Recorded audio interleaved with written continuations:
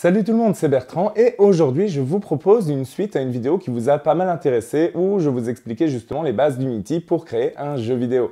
Et dans cette vidéo, on va s'intéresser un petit peu plus au flux 2D. Donc si vous n'avez pas encore vu la première vidéo vraiment sur les bases d'Unity, je vous conseille de la regarder parce que voilà, je vais reprendre quelques concepts qui ont été expliqués précédemment, c'est-à-dire les composants, les scripts, etc. Et ensuite, on est parti pour découvrir ça ensemble. Et vous allez le voir de façon très simple. Et si vous concevez des jeux, vous aurez certainement besoin d'un site web pour le présenter et pour en faire sa publicité. Et pour ça, je vous propose de découvrir le sponsor de cette vidéo, Zyro. C'est l'outil le plus facile pour créer un site ou une boutique en ligne avec une simple gestion par glisser-déposer. Zyro vous offre tout un choix de templates déjà préexistants, prêts pour créer votre site web. Vous pouvez simplement choisir un template et commencer simplement à créer votre site. Les tarifs sont réellement abordables et surtout, avec le code Bertrand, vous profitez d'une réduction supplémentaire ainsi que de 3 mois offerts sur l'abonnement annuel. Ok, donc pour préparer notre animation 2D sur Unity, la première chose qu'on doit faire simplement, c'est de créer nos différentes images, nos différents sprites que l'on va passer très rapidement afin de créer du coup notre animation. Et donc pour ça, j'ai un petit peu commencé ici en dessinant un petit mob, un petit ennemi, voilà quelque chose comme ça sur Illustrator. Alors je précise ici sur Illustrator, mais on pourrait très bien imaginer de le faire sur Photoshop, sur GIMP ou sur Inkscape. Personnellement, j'ai une préférence pour les logiciels comme Illustrator, c'est-à-dire de dessin vectoriel, parce que ça nous permettra de retoucher très facilement nos sprites et de créer très facilement nos sprites différents, ce qui est un petit peu plus compliqué sur Photoshop, même si Photoshop dispose de quelques autres avantages qui pourraient aussi s'avérer pratiques. Et donc, simplement ici, je vais créer mon sprite, voilà, un petit sprite idle, un petit sprite qui servira quand mon personnage, par exemple, ne bouge pas. Et pour ça, simplement, ce que je vais faire, c'est que je vais prendre mon outil plan de travail qui se trouve ici et je vais simplement dupliquer mon plan de travail. Donc pour ça, je vais maintenir la touche Alt ou la touche Option si vous êtes sur Mac et ensuite, je vais simplement le faire glisser sans relâcher la touche Alt. Je lâche la souris, je lâche la touche Alt et j'ai maintenant une deuxième copie exactement de mon plan de travail. Et ici, simplement, je vais modifier mon sprite de façon à avoir l'animation que je souhaite. Donc simplement, moi ce que je vais faire, c'est que je vais faire monter un petit peu le corps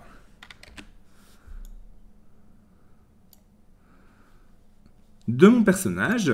Et pour contrebalancer ce mouvement, voilà, c'est un principe d'animation, c'est que je vais faire un mouvement en sens inverse, par exemple ici, avec les yeux. Donc je vais descendre un tout petit peu les sourcils et je vais les incliner un tout petit peu.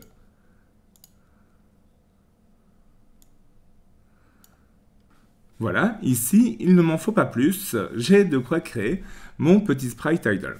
Maintenant, je n'ai plus qu'à exporter mes deux images. Pour ça, sur Illustrator, je vais sélectionner les deux et je vais cliquer sur exporter la sélection. Je vais ensuite aller dans l'onglet plan de travail et je vais choisir mes deux plans de travail avec mes deux images ici qui composent mon animation. Je m'assure que les deux sont sélectionnés. Je choisis le dossier dans lequel je vais exporter mes images. Dans ce cas-ci, ça sera le bureau. Et je vais créer un nouveau dossier que je vais appeler mob. Je sélectionne le dossier. Et ensuite, simplement, j'exporte le plan de travail. Alors, au niveau des dimensions, ça dépend un petit peu de ce que vous voulez créer au final, de la dimension de votre projet, etc. De s'il va être utilisé sur smartphone ou sur PC, par exemple, en 4K. Mais ici, j'ai opté pour des images de plus ou moins 500 pixels. Je pense que pour ce que je voudrais créer, c'est suffisant. Et donc maintenant, j'ai mes deux sprites. Et d'ailleurs, si je les passe rapidement, alors ici c'est un petit peu moins lisible vu le fond transparent, mais si je les déplace rapidement, je vois bien que j'ai une petite animation et c'est vraiment ce que je vais chercher à faire ici, les faire bouger rapidement afin de créer justement cette animation idle. Alors, juste à noter une dernière chose que je que j'ai peut-être oublié de vous préciser, c'est que j'ai opté pour un export en PNG. Le PNG est intéressant parce qu'il va garder un fond transparent et donc pour l'intégrer dans un jeu, ça va être parfait. Maintenant que j'ai mes sprites dessinés via Illustrator ou via Inkscape si vous préférez, on peut maintenant passer sur Unity.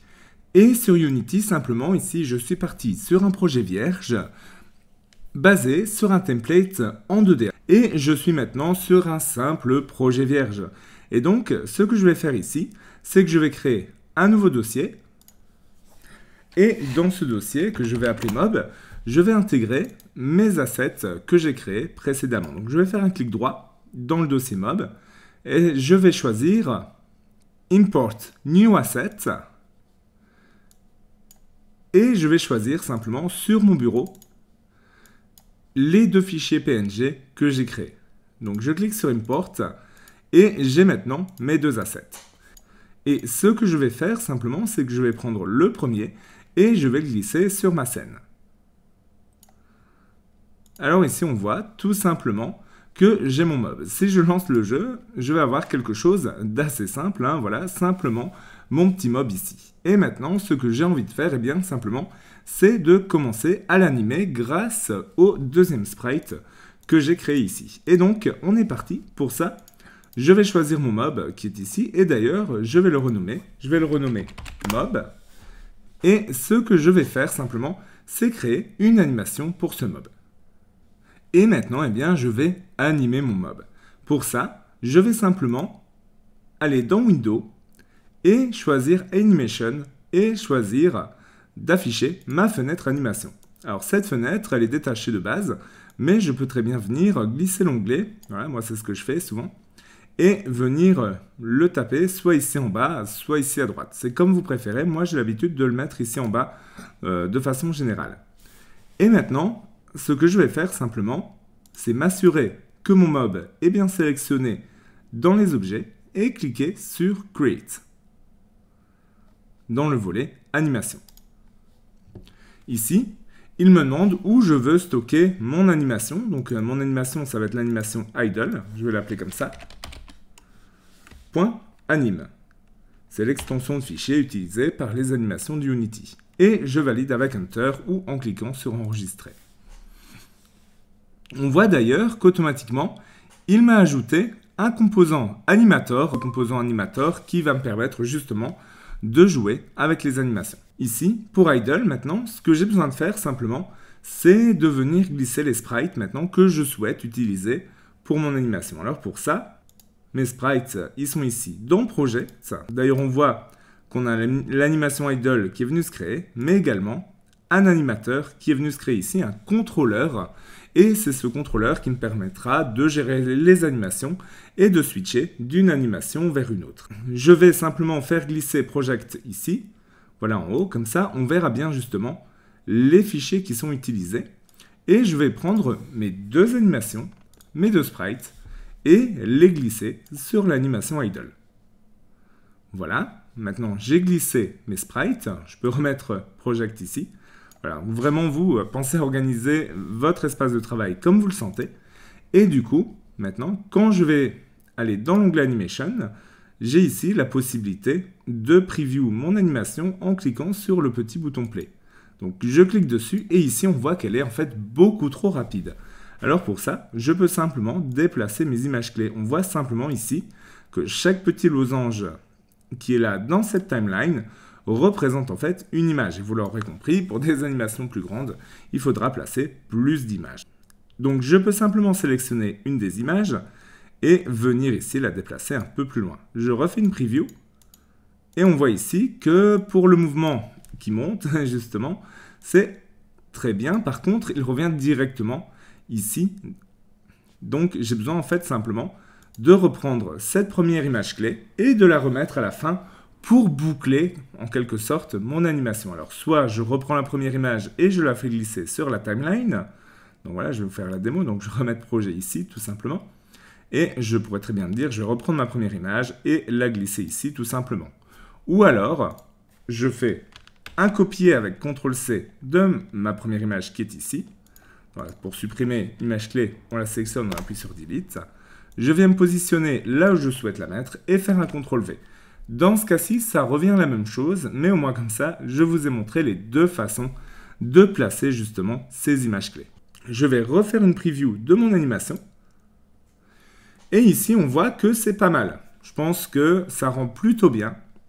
Et en 2 images clés, enfin 3 parce que la première se répète, eh bien, j'ai créé mon animation. Alors, que se passe-t-il à présent si je lance le jeu ? Eh bien, on voit que directement, mon animation est jouée. Pour contrôler ça, voilà, je vais quitter, donc simplement, faites bien attention à chaque fois à lancer, arrêter le jeu, donc simplement, je vais recliquer sur Play pour l'arrêter. Je peux venir dans la fenêtre Animation, donc je vais sur Windows, Animation, et choisir Animator. En choisissant Animator, je vois que j'ai ici la possibilité de gérer mes animations. Donc on voit que quand il démarre, avec un try ici, qui veut dire bah voilà, quand le jeu se lance, quand le sprite arrive sur la scène, et bien directement, il va me placer en idle. Je pourrais créer d'autres animations et venir placer ça sur ce contrôleur d'animation justement pour pouvoir switcher d'une façon ou d'une autre et même avec du code, contrôler quand une animation doit être jouée. Par exemple, quand j'avance, passer sur une animation en cycle de marche. Mais bon, ici on est vraiment sur une vidéo qui présente la base de comment gérer une animation en 2D sur Unity. Et je pense qu'ici, eh bien, on a quelque chose qui vous permet d'y voir déjà beaucoup plus clair. J'espère que cette vidéo, en tout cas, elle vous aura plu. Si ça vous intéresse d'aller plus loin pour une vidéo, par exemple, pour gérer les cycles d'animation avec du code, etc. Surtout, faites-le moi savoir dans les commentaires. Ça pourrait très bien être le sujet d'une prochaine vidéo. Moi, j'espère qu'en tout cas, cette vidéo-ci vous aura aidé. Et nous, on se retrouve très bientôt pour de nouvelles vidéos sur la création de jeux sur Unity et plus globalement sur la maîtrise de la technologie en général. Et si ça vous a plu, surtout, n'hésitez pas à partager la vidéo ou à vous abonner. Nous, on se retrouve très bientôt. Salut! Et encore merci à Zyro d'avoir sponsorisé cette vidéo.